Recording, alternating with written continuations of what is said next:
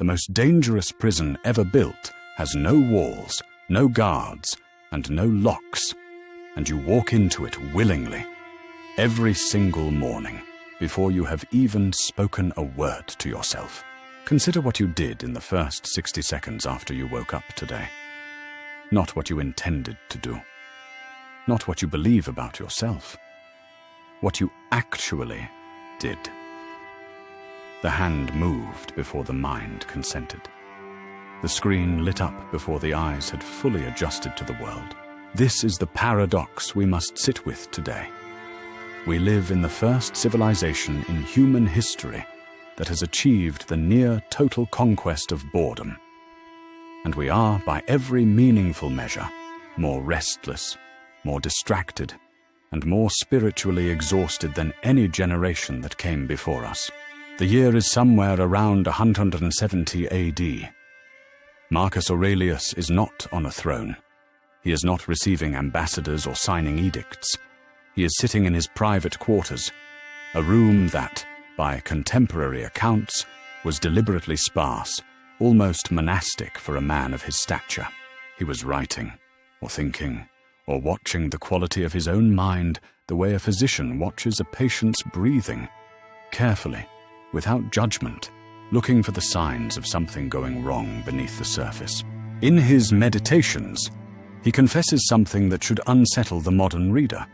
He writes about how easy it is for the mind to be pulled outward, into the crowd, into the theater of other people's opinions, into the noise of what Rome demanded of him at every hour of every day.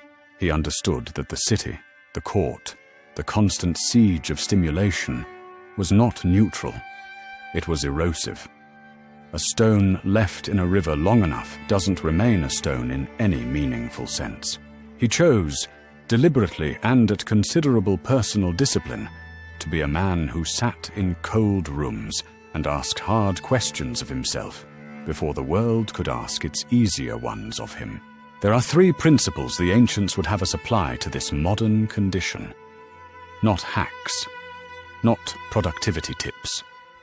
Principles, the kind that do not expire.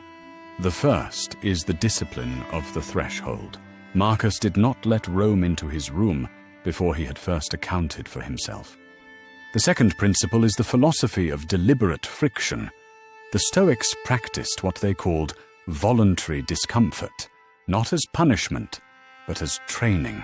The architecture of your screen is designed to remove all friction, infinite scroll, autoplay, one-tap gratification.